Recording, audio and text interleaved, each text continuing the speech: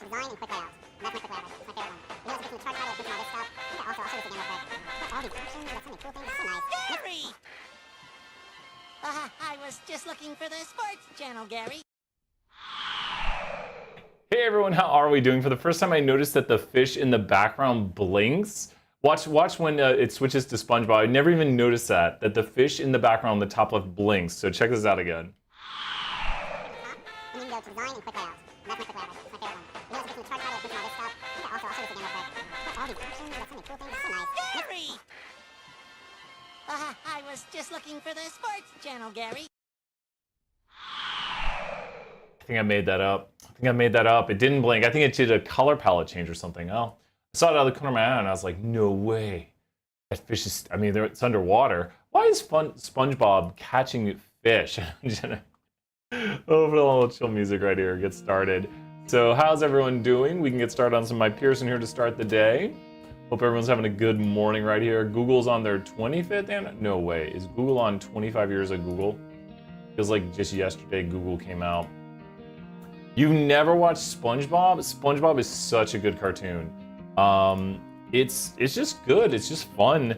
Especially the earlier ones. It's just so well done. So check out some SpongeBob SquarePants. The first movie is amazing. It's got David Hasselhoff in it. Check out the first movie. Really good stuff right there. I was a little bit old when SpongeBob came out, but then I started watching. I was like, this is pretty funny. Like my friends were watching in college. Good morning, William. Good to see you here. Let's throw 100 points. Throw it in the chat. Who wants to do Chapter 6 homework? We'd probably do all of Chapter 6 homework to start.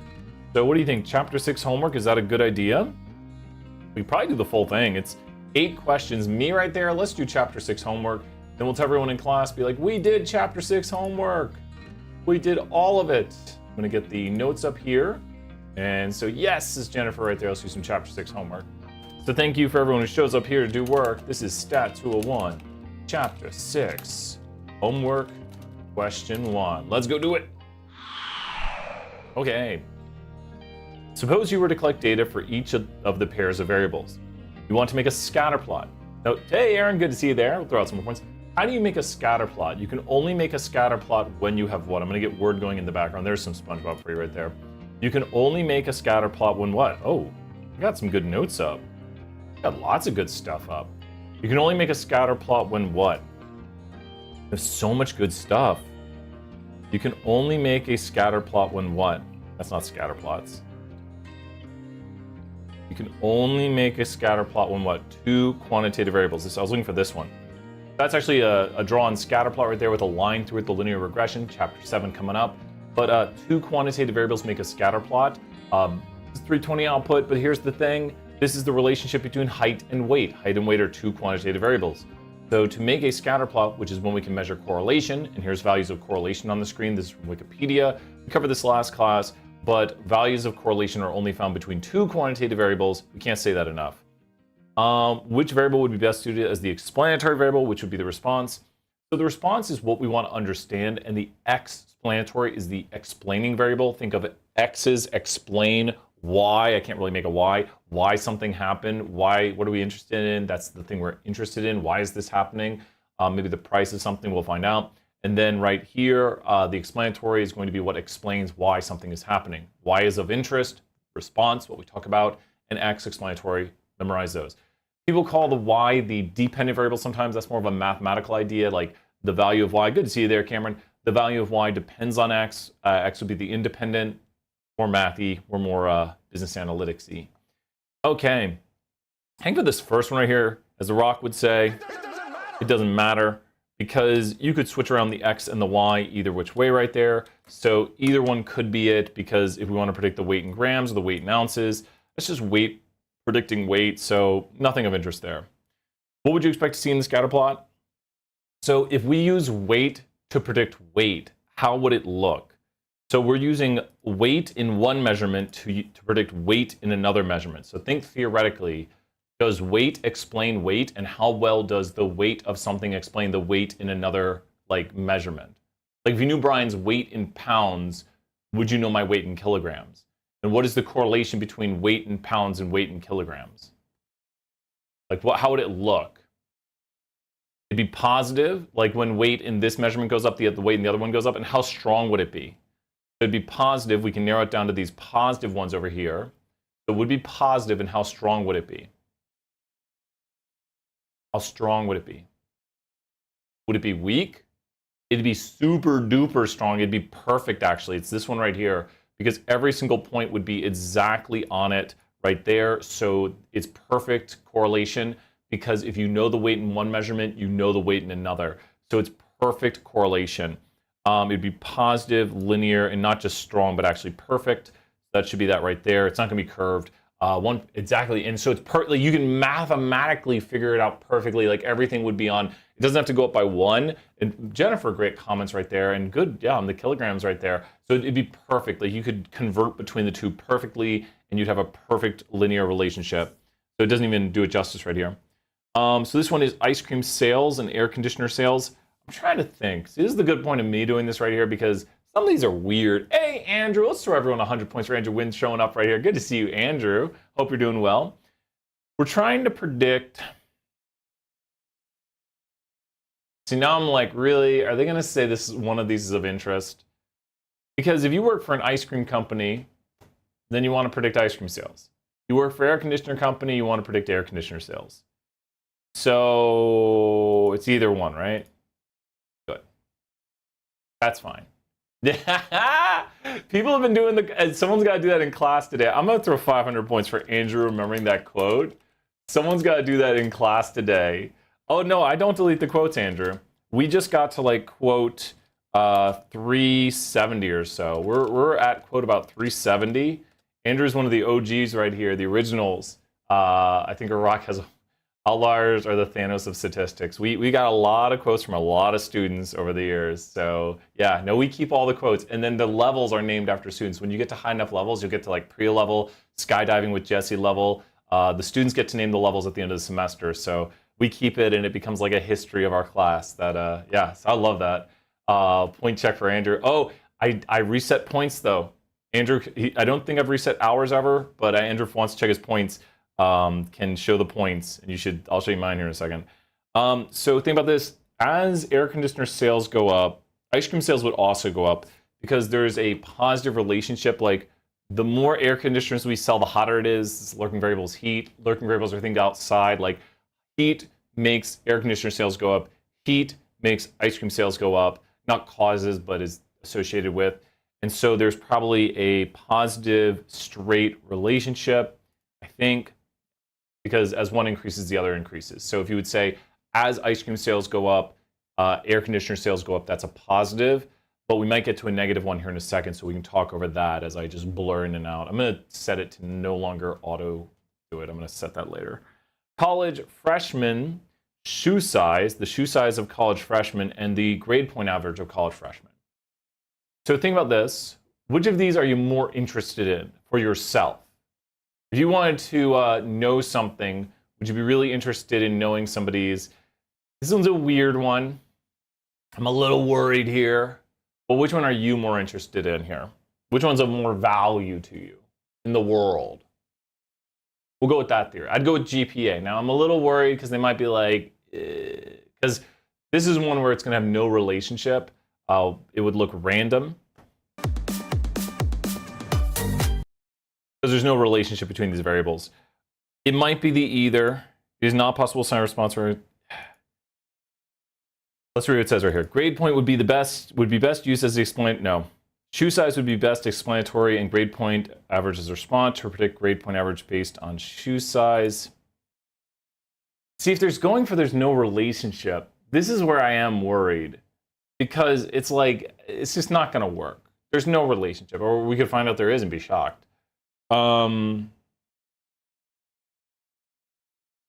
Either can be predicted. I'm not the biggest fan of this question. I mean, it's possible to assign a response and explanatory.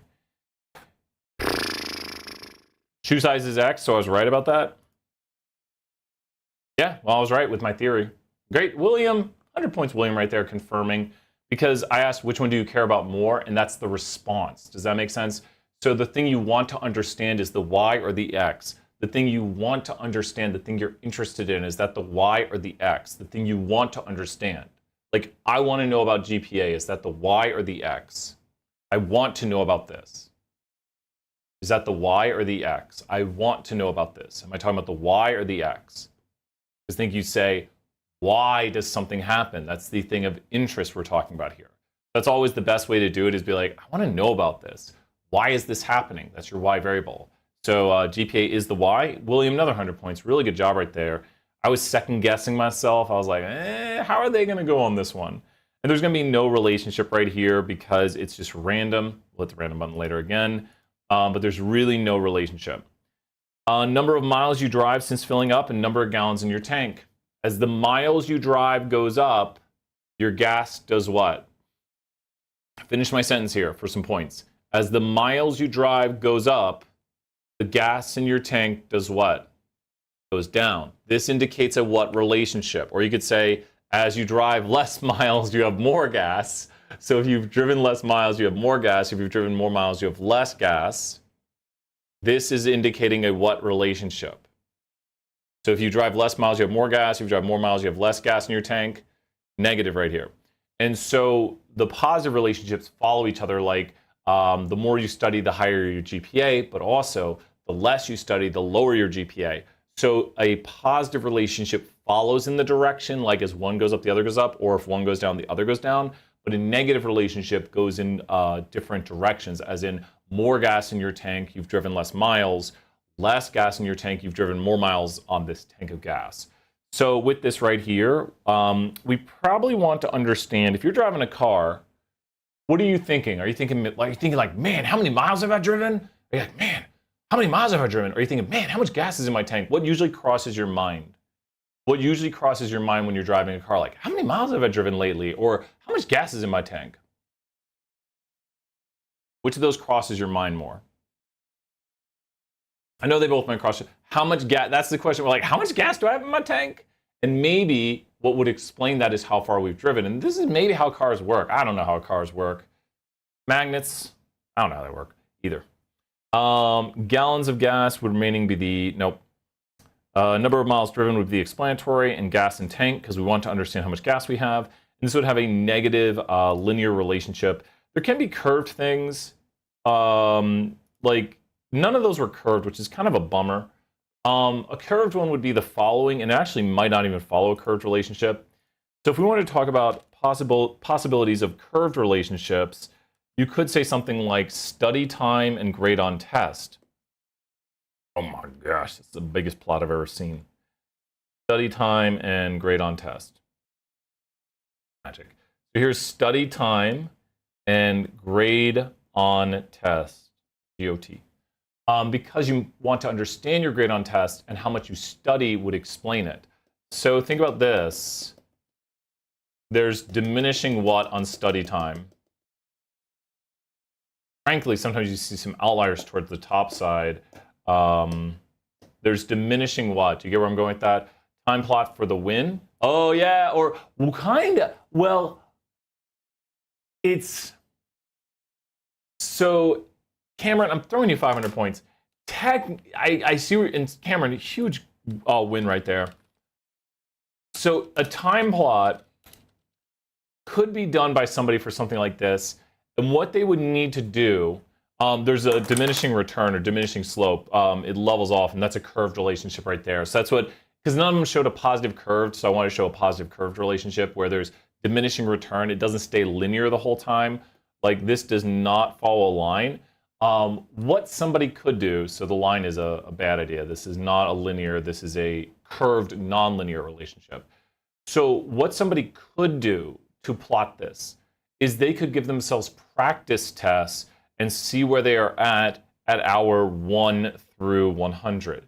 So you are correct if this was one person plotting their practice test score after so many hours of studying. Maybe they do like some sort of like quiz thing with 5 questions to see where they're at, or like a quick quiz or something, or day 100. Maybe you're studying for like the MCAT, and from day 100, 1 to 100, you plot your scores. I mean, you kind of hate these outliers, but you kind of level off after a while. Does that make sense? So now this is a time plot because we have days.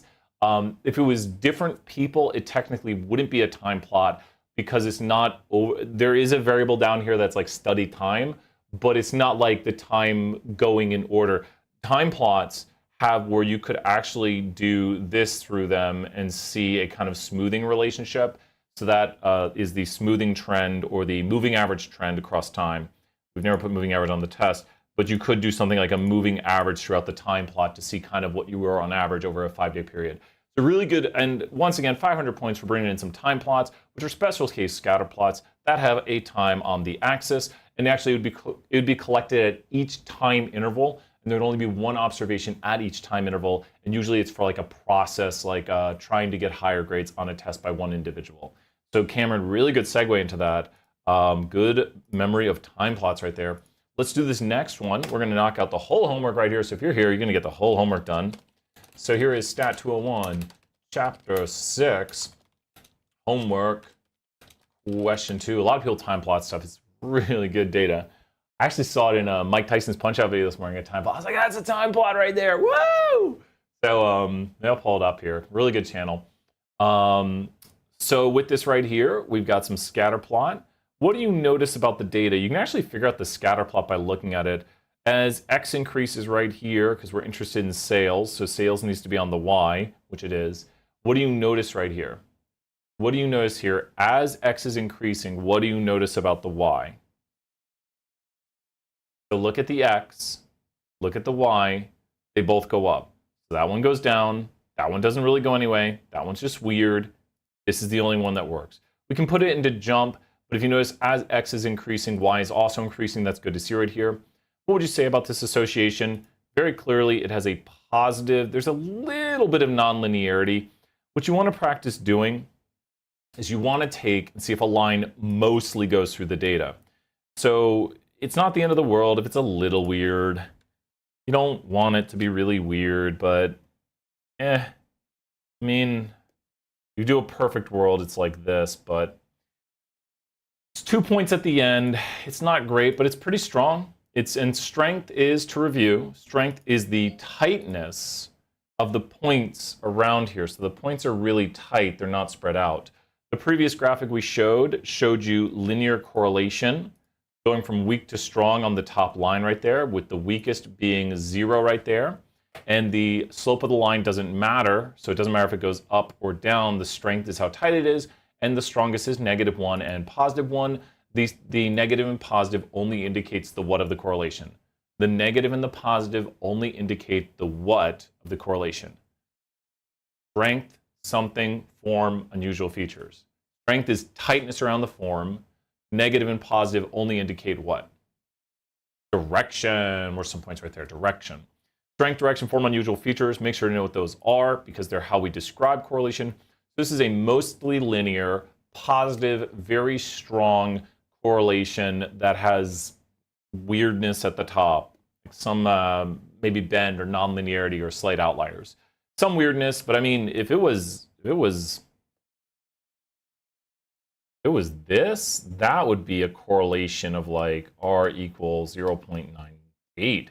This right here is super duper strong. That's just a little weird. So for the most part, linear, positive, very strong, a little bit of weirdness at the top. I mean, that's how you can talk about it. That's how stats is. People will talk about it and be like, it's a little weird at the top. So this is a very positive association. It's going to have us calculate correlation. We're going to do jump. We need to. What can you say about it? It is, ooh, come on, really? Really? Really? We got tests for this. We got ways to do it with statistical tests. Ooh, really, really?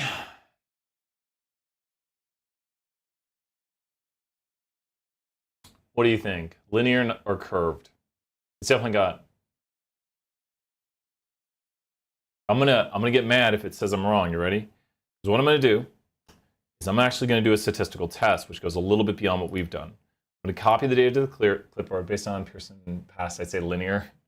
Everyone's saying linear. You know what I'm gonna do? I'm gonna go with linear here. Boom, linear. It's linear. We got it. Another 100 points for chat right there. That wouldn't be a perfect test question, but chat got it right. I trusted chat. Never doubt chat. So what I'm doing here is I'm going into jump really quick, and I'm going to do the actual statistical test to get a numeric value for this, which is not required for this. But here is the data in JUMP. We're going to make it bigger here so everyone can see. 100 points for chat right there. Never doubt chat. And we're going to go to Analyze, Fit Y by X, drop in the sales in the Y, this in the X, and there it is. You know what? Actually, I'm going to slow it down. This was copied. Let me show you the steps in case you have to copy data. Click here, copy to clipboard.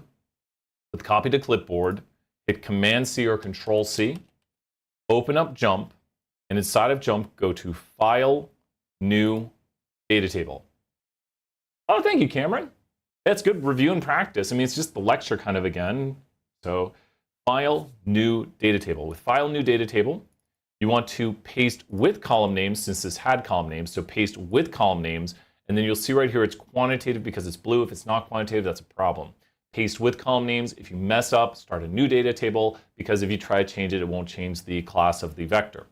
So now we're going to go to Analyze Fit Y by X. And under Analyze Fit Y by X, we're going to put in the X variable how many people are working, and the Y variable will be the sales because that's what we want to understand. So you want to set it up like this right here, and your X and your Y are in those spots, and then you click OK.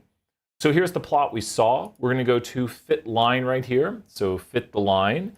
And I think if we do density ellipse, I think it gives us the correlation.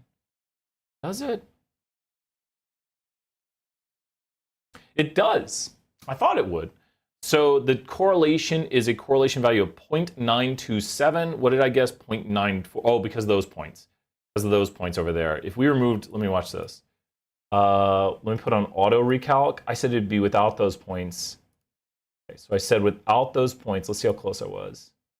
Tables, rows, hide and exclude. Now the correlation is 0.983. And I said without those points, it'd be 0.98. I've seen a lot of correlation. I said 0.9. If you said if you remove those points, it'd be 0.98. Remove those points down here, it is 0.984. Super. That is super strong right there. But you know what? We can't remove those points. So where's clear row states? Clear row states right there. Clear row states. Sheesh, I've seen a lot of correlation. That's about 0.98 right there. There was a game online called Guess the Correlation. I loved it. I'm that kind of nerd. So nerd. What I'm actually looking for is this lack of fit test, and the lack of fit test comes back okay. The lack of fit test asks if the line is a good fit, like a goodness of fit test for the normal distribution. If you remember that from chapter 5. The lack of fit says, does the line have a lack of fit? And the answer is no, it does not, because the p-value on the lack of fit is high. So we actually just statistically confirmed our answer here where we said it's linear. You don't need to know a lack of fit test for this class or even this section. So, but that was a real statistical test which confirmed this answer right here. So if I had done that, I would have chosen that answer and been more confident. What can you say about the strength of the relationship? Well, here's the thing. Now be careful. I know we got a little bit of weirdness over here, but the correlation value, if you want to calculate it, the correlation value even with that weirdness is 93.93. So 0.93 sounds to be very, very what? So look where 0.93 is at towards the far end over there. Just don't even look at their answers. Be like, you know, it's close to 1. So that sounds very what? As you go from left to right, this is weak, moderate, strong, ridiculously strong. It's very strong. Yeah, it's super duper strong. So the closer it is to 1 or -1, it's a positive direction, strong relationship right there. So we've, it's got that little bit of weirdness. So this is a super strong or very, very strong association. Does the scatter plot show any outliers? Yeah, I mean, those are kind of weird. I'm gonna do a little more advanced statistics on this. Can I save values from this? Let me save something really quick. Cool, studentized residuals. Let me go look at that. Okay, that one's, okay. Here's the thing. Studentized means standardized. And when you hear standardized in this class, think chapter 5. If you hear standardized, what letter do you think of if I say standardized things? Because studentized means standardized. So if you hear, you think Z, right? So these are basically, I'm not going to tell you exactly what they're t-scores. These are basically z-scores. Do you see any z-scores that are kind of unusual? Do you see any z-scores that are kind of unusual? You've seen these z-scores that are, call them z-scores for the moment, that are kind of unusual. You've seen these z-scores, this is your chapter 5 knowledge coming into play for a topic you haven't even learned. But if we call them z-scores, that 2.9 is a little weird, right? Because 2 is where you get a little weird, 3 is where you get very weird. And this is how we can standardize how far the points are away, because you might be asking, when is something an outlier? Well, we can standardize the distances, and then we can determine better. You're not meant to do this here. All of these follow the pattern, but you get the additional knowledge if you're here. So I'm going to go out on the limb and say, yes, there are, and no, there's not. There was kind of. So if you are redoing this question right here, you can see the positive relationship right there. This one's even better. It's even stronger. Tiny bit of a curve. They better not call it a curve. But I don't think they're going to go positive. Let me disappear so you can see the answers as I do this. Positive. It is definitely linear. It doesn't look to have a curve. Maybe some versions have a curve. It's super duper strong, even stronger than before. And does it show an outlier? No, it doesn't. There we go.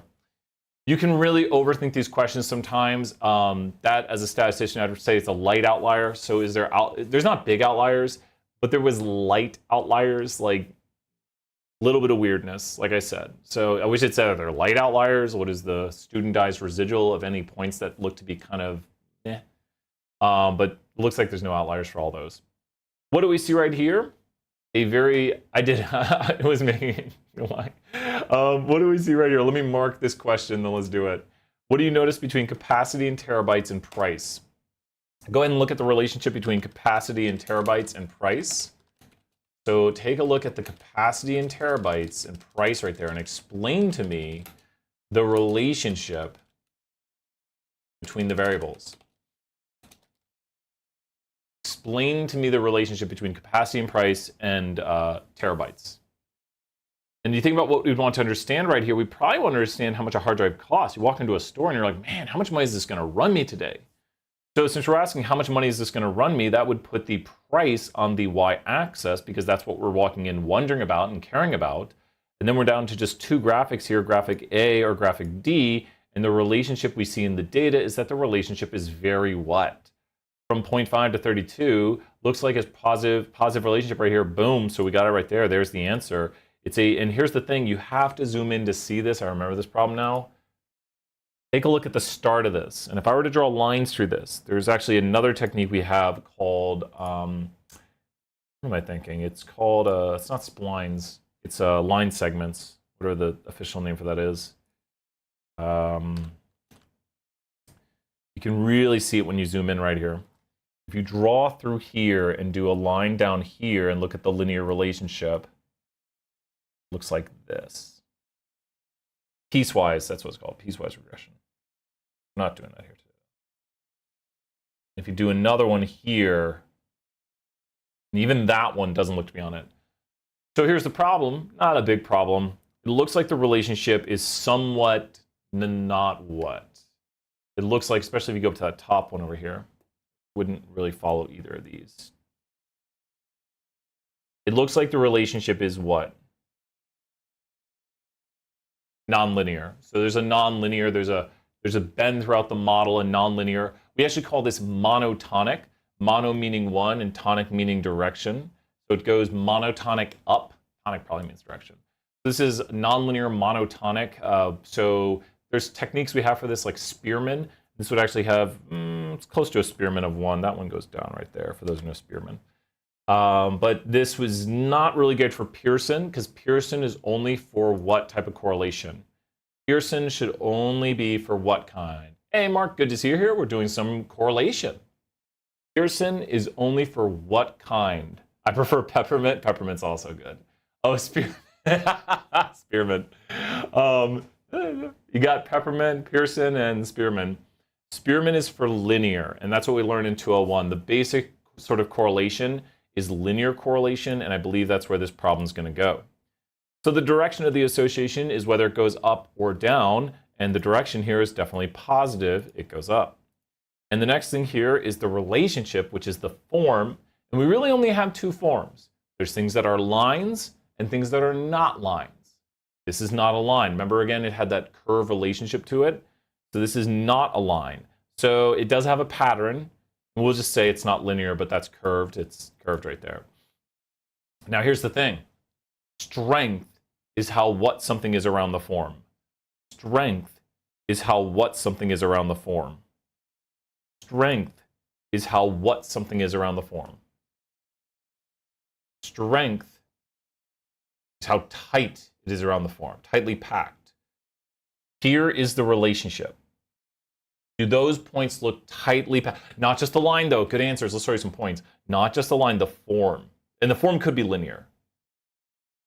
Do those points look tightly packed around that parabola, that curved form? Good job, Aaron, right there. Corrections. We love corrections. Do those look tightly packed? Yes. This is super strong. It doesn't have to be linear to be strong. Strength is its own idea. Form is its own idea. This is ridiculously strong because the points are tight around this. So you could have a linear relationship, something like this right here, that is weaker because the points are more scattered out, and it's the vertical scatter around the form. So with this right here, this is super strong. It's relatively strong. Sure, my Pearson, it's very strong. I'll prove it to my Pearson. This has got a Spearman correlation. Copy to the clipboard, and we'll worry about it later. Does the scatter plot show any outliers?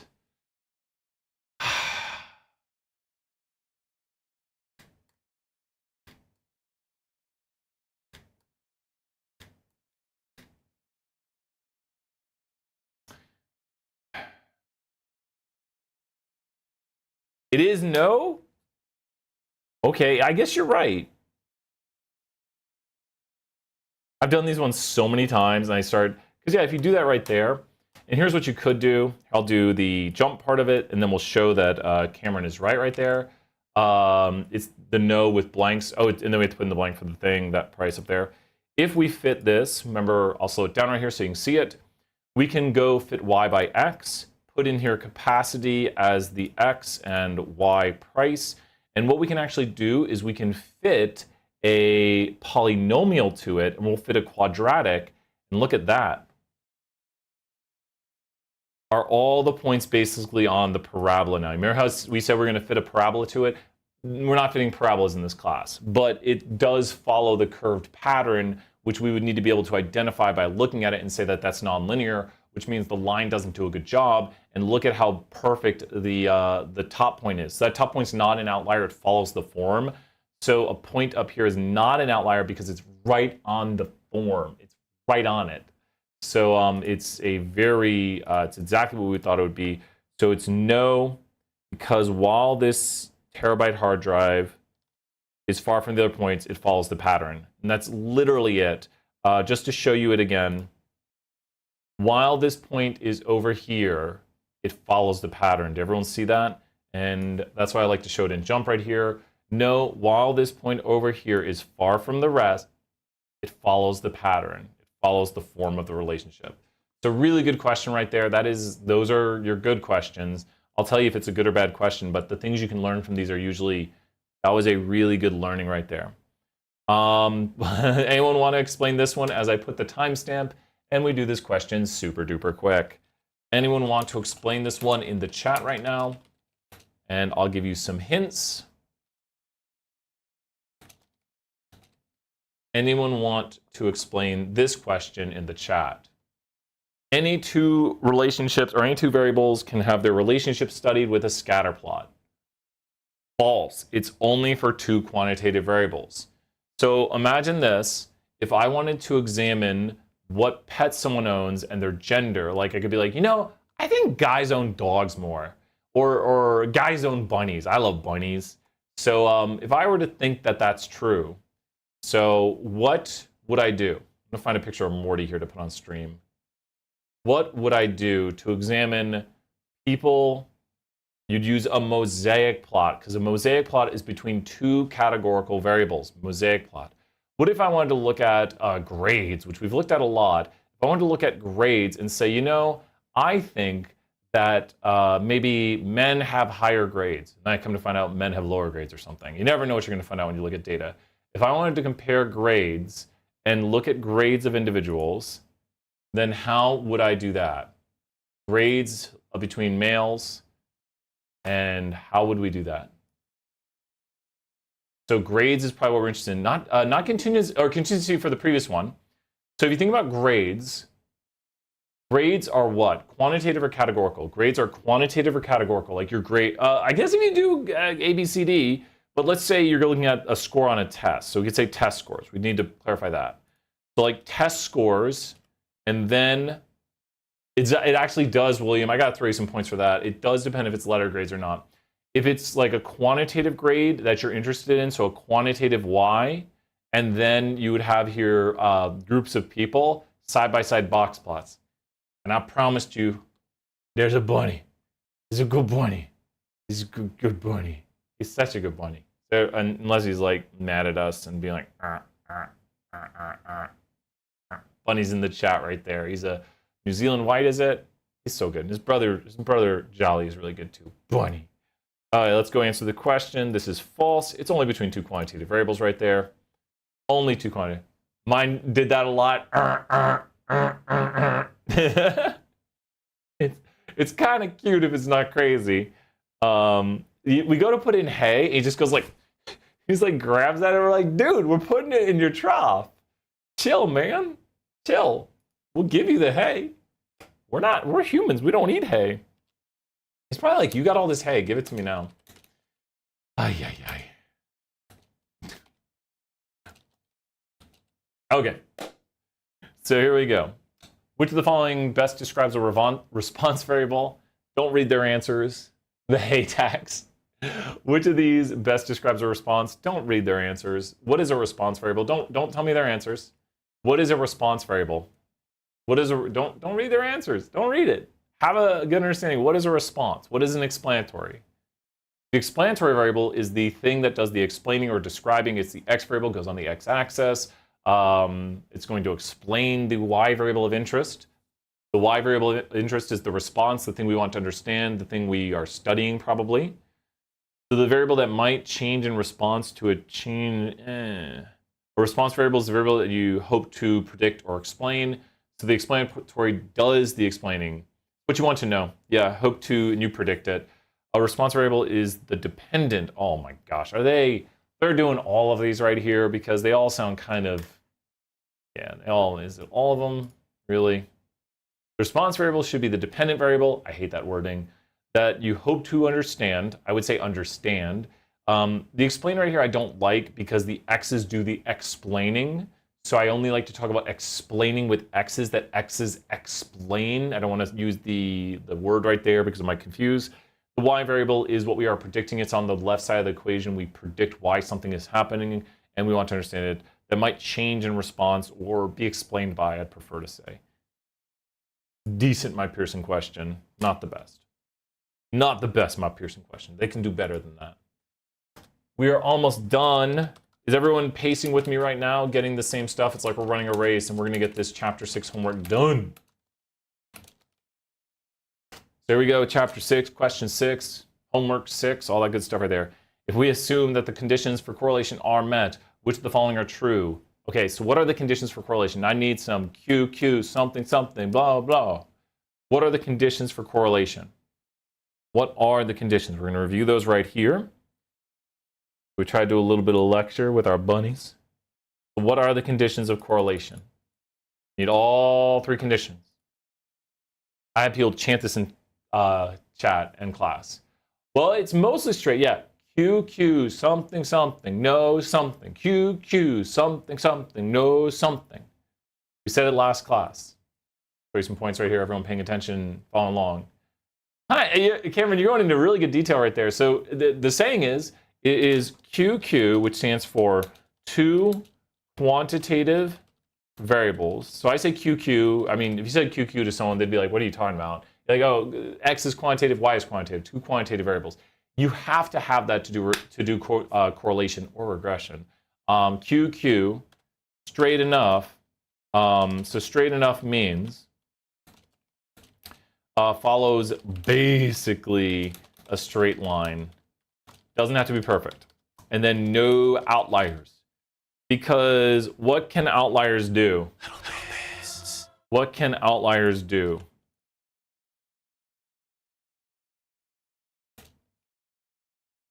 What can outliers do?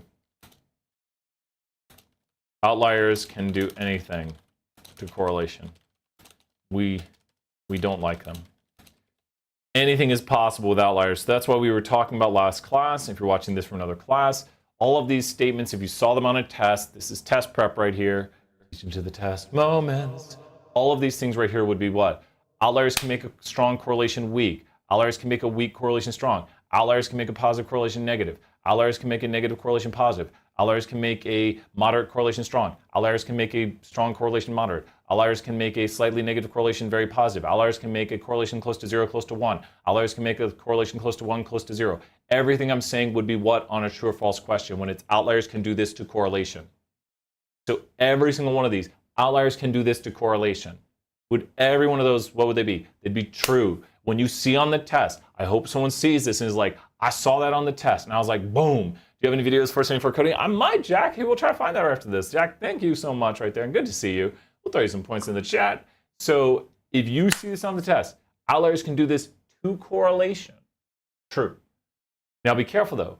Outliers can dramatically impact the median. This is where someone said, you said outliers can do anything to correlation. Outliers can dramatically impact the median. Then we're going to answer these questions. What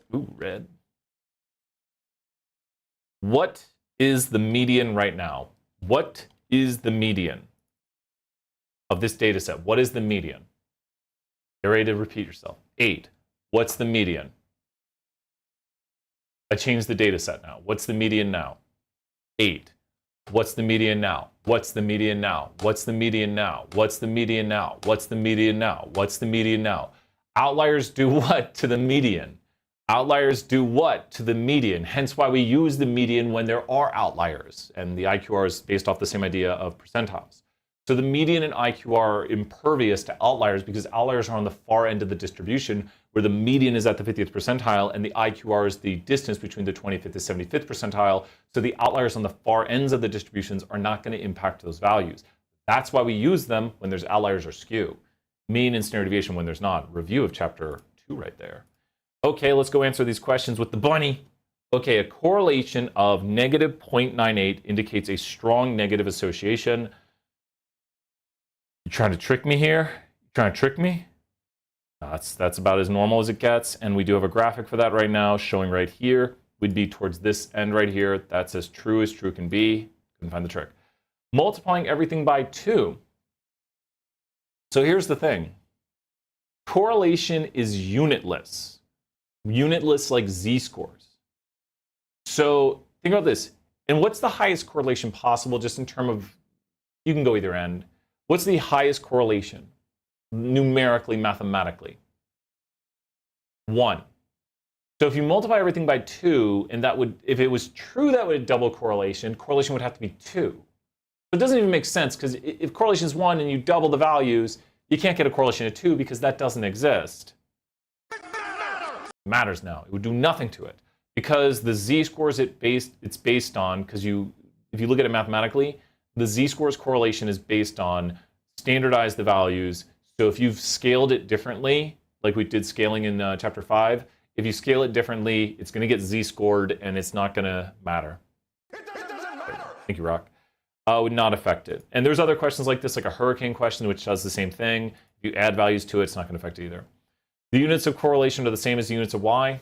Go ahead, A, B, C, D. I kind of gave this one away a moment ago. The units of correlation, A, B, C, D. Which of these sound like what I was just saying a second ago? A, B, C, D. And this is a good series of questions right here. A, B, C, D. What sounds like what I was just saying? Oops. Oh no, it's over. I don't think did I overwrite that? I don't think I did. You guys still hear Owen Wilson? I might have just overwrote him. I clicked the clear button on it. No, you don't? Okay. Well, I deleted him by accident. He'll come back because I didn't overwrite the soundboard. I just need to reload the profile. I'm going to have to reset before class. We can still do our regular WoW. There we go. Okay. So, another one. What was that, DJ Khalid? Okay, next question is, what is correlation? It will suffice. What is correlation? Can you kind of tell me a little bit about correlation while I write this right here? Give your own, if someone asked you what is correlation, don't look at their answers because it's probably all of the above. Oh, there's no all of the above. But what is correlation? I'll give you my answer and then we'll look through these to see what they said, but how would you talk about correlation? So especially Pearson correlation, which is what we're doing in this class. Think about what you would say to somebody if someone says, what is correlation? I would say, and I'll let you type your answer, is for linear quantitative relationships. That's good stuff right there. So Pearson correlation, which is the correlation we're doing, you can call it correlation at this point. We won't get into the other types. Pearson correlation is the way to measure a linear relationship between a quantitative y and a quantitative x, which ranges between values of -1 to 1, with -1 and 1 being the strongest and 0 being the weakest. You will sometimes get in Pearson correlation a zero correlation for things that have a strong relationship if that relationship is nonlinear. Example there on the far side. So it's possible to have a Pearson correlation value that is 0 because, as we said, Pearson correlation, or correlation right now for you, only measures the linear strength of a relationship. The stronger it is, the closer it is to 1 or -1 as seen by the top, and the weaker it is, the closer it is to 0. Once again, only measuring linear strength. Nonlinear things we'd use other things for. It measures the strength and direction of linear relationships, -1, down, +1, up. Anything negative goes down, positive goes up. There we go. Good question, but should go into more detail. Last question right here, and we got time for a little bit more. I might try to find some, I think I've got a 320 channel. The 320 channel might help. The coding playlist, are you still here, 474 student? Are you still here? Which of the following is true about correlation? What do you think about that first one right there? Correlation always proves causation. What? Not even close. Good to see you, Jack. Let me send you the 320 channel, or I'll bring up the playlist here because I've got some good playlists on just how to code in general. Ooh, gross, I agree. Correlation never proves causation. There's design of experiment, which could probably be your best evidence with controlling variables, design of experiment, DOE. We should only find correlation between two variables if they are quantitative. The association is straight enough and there's no outliers. Oh my gosh, it's almost like B is what I need for 500 points in the chat. It's almost like answer B is QQ. I mean, that is almost verbatim. The big three right there, Batman, Superman, Wonder Woman, but what big three are these? So like, it's almost like that is saying what right there? I mean, almost verbatim. It's almost like that is saying QQ, straight enough, no outliers. So QQ, straight enough, no outliers is going up here for the 500 points. Great job, Cameron, right there. So that is literally what we've put on endless repeat right here to make sure we know that it is that sort of relationship right there. QQ, straight enough, no outliers. We should always calculate the correlation between two variables. You can if it's possible. I don't know about always. That's kind of weird. I mean, like, you always examine variables of interest. I mean, I don't know. We should always do this. Always sounds weird right here. They should throw some alwayses in to trick you. I'm gonna get some slack on my mouse right there. So there we go. We got the quiz done, and that might be pretty good right there. Let's go over to the main screen. A little chill music right here. So let's go get Jack the playlist right here. Great job, everybody.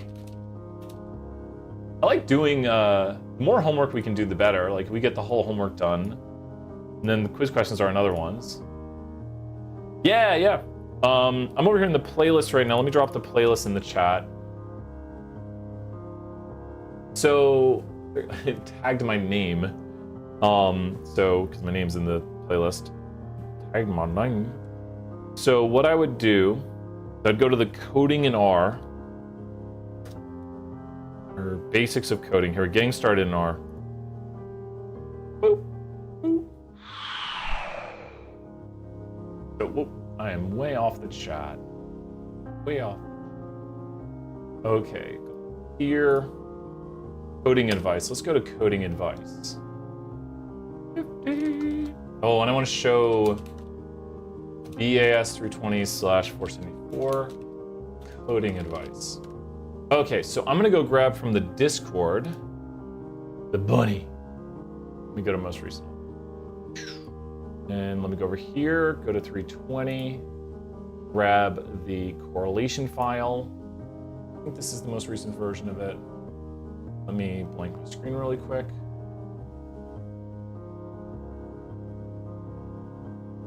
Got it. Yeah, we're good. Unless I updated it here. Sure, we'll use this one. See me in a second. Okay. Okay. Y'all saying it's way harder than the review kind of. Oh no, I don't think it's that much harder. I don't think it's that much harder. It's, you know, it depends. Reviewing, you kind of get things down, and then you're like, wait, what do I know? What do I not know? And it gets scary. I understand. I'd go in confident. Be like, I'm gonna do this. I'm gonna do great, and then continue to believe that. That's my best advice. Confidence can help a lot.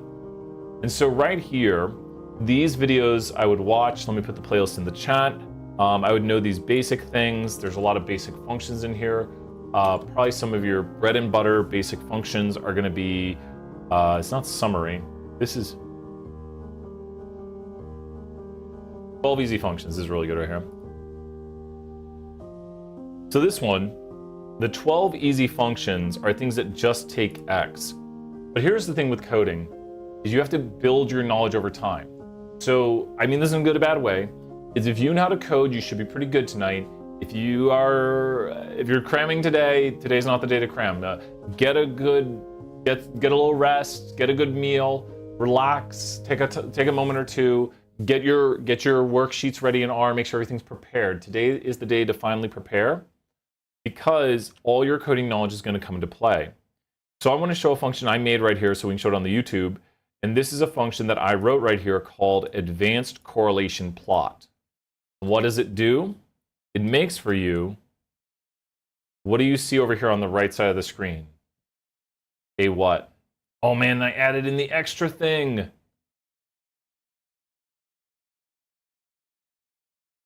It makes a correlation plot. And if you choose Spearman, so take a look at this right here. What do you notice changes? I called it Pearson. What do you notice changes between the Pearson and the Spearman? So here's the Spearman, here's the Pearson. Here's the Spearman, here's the Pearson. Pearson is for what relationships? Pearson is for what relationships? Pearson, and this is a 201 question, Pearson is for linear, Spearman is for nonlinear monotonic. So you can see I now have the line bending, so that for a Spearman relationship, it has a bend. Spearman is for nonlinear monotonic. It handles outliers well. So the blue line right there is a line. And then here I'm using the LOESS method, local estimate. So in points right there, we like answers. And so with this, you know what I'm actually going to do? And I'm going to go up to here. I'm going to go the following. This is where you practice coding. You see how I have main title right here? I'm going to have to go and say, if method equals, and let's go with Pearson, then run this code right here. I think this will all work. This is a bad idea. Run code Pearson, else run code, good, that's got it, else run code Spearman. Now we go here, put in our comma, we hope. So that what this is trying to do right here with my code is I'm trying to make it answer Pearson or Spearman for the user. So if they put into the method Pearson, then put Pearson there, else Spearman, because there's only Pearson and Spearman. So the else is turned on if the if is false, because we have a logical test inside the if, and this is something we've been practicing in 474, the idea of logical tests. So if this works right here, what the good news is, nothing broke on the evaluation, is I can remove the evaluation right here where I'm naming it. And so now if I go here and I run this, and it says Spearman right there. I've done it, and I also changed the plot type. And if I go right here and type Pearson, it does this, and look at that, it changes it based on the method. So no longer does someone have to edit the title, it'll tell you which one it is because the title is actively grabbing from what you input into the method and running a test. If the method is Pearson, put Pearson here. Else, put Spearman here. Then these are the remaining arguments with the X and the Y, which you see over here. You can edit this with the main title, but this is automatically doing this for somebody, and we can make it look a little bit nicer. That might be a little bit nicer right here on how we have it looking. Probably. I like my code to look really nice. I'm a big fan of everything looking good. And there we go right there. That probably looks the best I can make the code look. I like to be a nice format like paste this, or if it is this, paste this, then this, or I don't know. Maybe I need to put this all in one line here. The way my code looks is very important to me because then you can follow it better. So if it is Pearson, do this, else. Put this all in one line. And then there's the remainder. It goes a little bit far. That's like the one thing. Is this making sense, Jack, right here? Like that's this function I did a lot with this weekend. And here's the thing, you don't write the full function at one time. You don't write everything here. You write it in little bits. Little bits, right? Write your code in little bits. Don't try to write everything. Don't be like, I'm gonna write this full function in an hour and start from scratch. You just add little things right here. So I changed yesterday to make it the LOS method. But what's really great about this function, is that you can go down here and you can go to something like, let's go to table, and there's the Pearson R correlation value. Let me try something. I'm going to try something. Pearson. Okay, it didn't get mad. And let me go to no. Yes, it did it. Good. It's lowercasing it.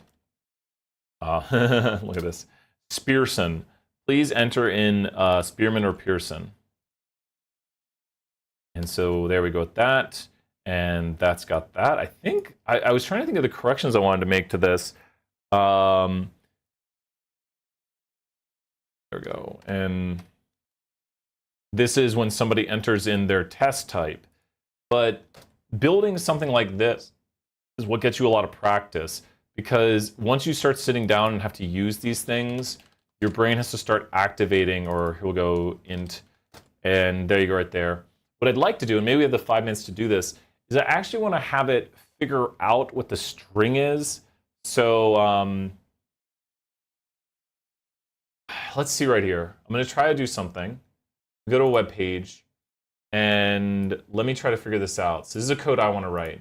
Best site to go to is Stack Overflow a lot of times. Stack Overflow string match star character. Okay, so I'm trying to find, and I need to do it in R. Okay, use grepl to search for an asterisk. Okay, asterisk hello. No. Find, okay. Find match start of word in our logical Stack Overflow.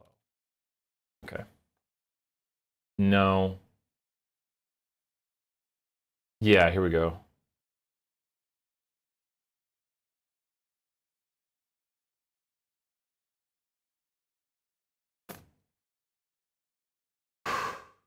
Starts with, there's a starts with.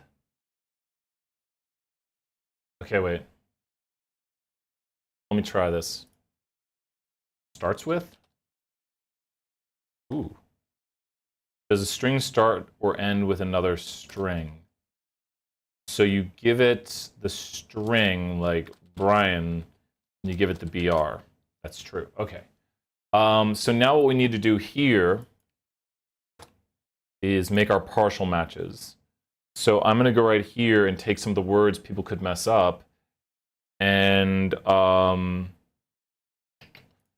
so let's go right here and say string or starts with.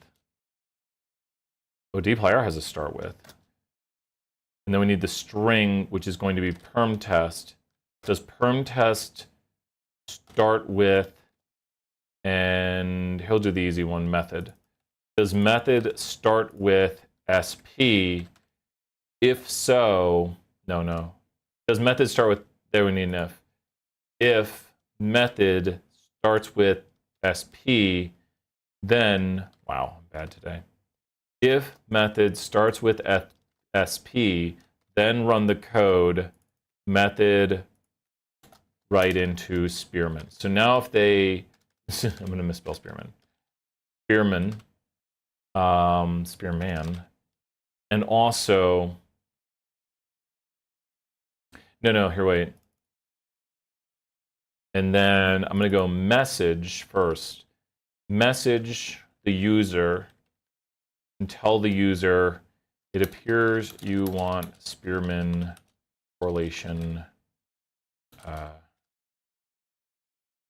then we're going to overwrite it. Okay, so here we go. So now someone misspells Spearman. And now it's mad. It didn't do it. Okay. Oh, because I did the check there. It's out of order if you can't tell. So I have to go here. Is it? No. This is, I love doing stuff like this. So what I'm doing right here is I'm saying, if someone put in the method something that starts with SP, tell them, it appears you want Spearman correlation. That's what a message does. If someone put in the method something that starts with SP, overwrite it with Spearman right there. And so if they put in SP, and then the next one is the logical check right there. Okay. So here we go. Let's check it out. So this should work right now. Hey, Lindy, good to see you here. So here it is. It appears you want Spearman correlation. Oh, and then the perm test has a problem.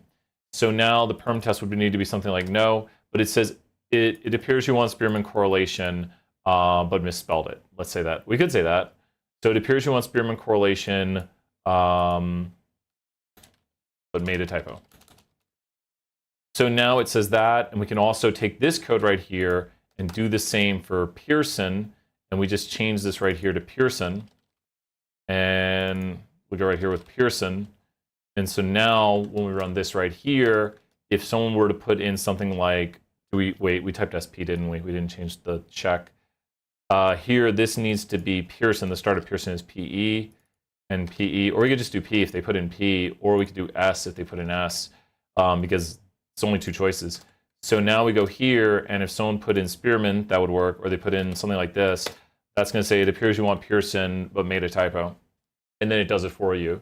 So that's the kind of things you want to think about when coding, is like how we would use these ifs right here. Like if someone entered in something that starts in the method, something that starts with S, tell them it appears you want Spearman correlation but made a typo, then change it to Spearman for them, overwrite what they put in. So we're going to go to the method and overwrite it with Spearman. If someone put in something in the method that starts with P, then write the message on the screen, it appears you want Pearson correlation but made a typo.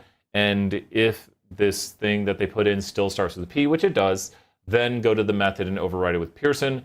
And then right here, if they put in something outside of it, if the method is not contained in the vector Spearman Pearson, then stop the function and display the message. Make sure the method is either Spearman or Pearson. So if they enter in something like Brian right here, it'll stop and say make sure the method is either Spearman or Pearson. The biggest thing we talk about in this class is being able to read your code, be able to talk about what it's doing and explain what it's doing. But this is how you build a function, is all of these lines of code, which I wrote 50%-ish now. Some of these I took from other packages because I had a need for something. So I just said, whoop, take that code right there. So with this right here, mu-bot limits and randomness, what is the difference between, so and, what and is just a logical check. Is it this and is it this? So true and true will return true, true and false will return false. The way these work, and I can show it right here real quick, is if I do true and true, we get true. If I do true and false, or true and true, excuse me, true and true, we get true. Now here's the difference though, is the way it evaluates is this one puts like a block right here. As soon as it gets a false, it knows that it has to be false, because for ands to give you back a true, you must have all trues. So no matter what is after this, it is false, and the double operator stops evaluating. So what I could do here is I could put something like an and put this, and if I put this right here, it'll run. But if I change these to single operators, then the single operators don't put like a block of evaluation. So a lot of times people see then it breaks. So the evaluation stops right here on this one because it evaluated a false, and once there's one false, then I want to only speak R. Once there's one false, it stops, because if there's a false in a string of trues, it must be false. Then the next one would keep evaluating though. And the same thing works with ORs. If you have one true in an OR statement, it must be true. So as long as there's a true, that's exclamations. So that's going to stop evaluating at that first true, but this one right here will continue evaluating right there, and it'll break because it gets to the thing that shouldn't be in there. Does that make sense right there, Jack? I don't use double ands and double ors, but you can use double ands and double ors. It's not bad. It's probably a better idea because it evaluates less runtime of code. So it's kind of like a gate, I consider it. It's like it puts like a lock on the end of it to be like, if the evaluation has already been determined, stop evaluating. That's the way I think about it, like this and this and this, but if the evaluation has already been determined, stop the evaluating. Yeah, I didn't know that like 3-4 years ago. Remember, I asked that same question. So let me throw you 100 points, good questions. We're gonna end here, but keep those questions coming because there's so much to learn, so much to know. Even I had to ask, I was literally asking just yesterday or so, Adam Spanbauer, the evil genius of coding, I was asking this right here, and I'm still trying to grasp it. He gave really good answers, and I was like, okay, so what does that mean? What does that mean? Yeah, and it's how the tidyverse works with things that are objects within a function. So Adam Spanbauer with some supreme knowledge on coding. With that, we'll be back next time. Bye for now, everyone. Bye! And you can go to design and quick layout. That's my quick layout. It's my favorite one. You know, it's the chart title, it's all this stuff. Yeah, also, I'll show this again real quick. Look at all these options, that's so many cool things, it's so nice. Gary! I was just looking for the sports channel, Gary.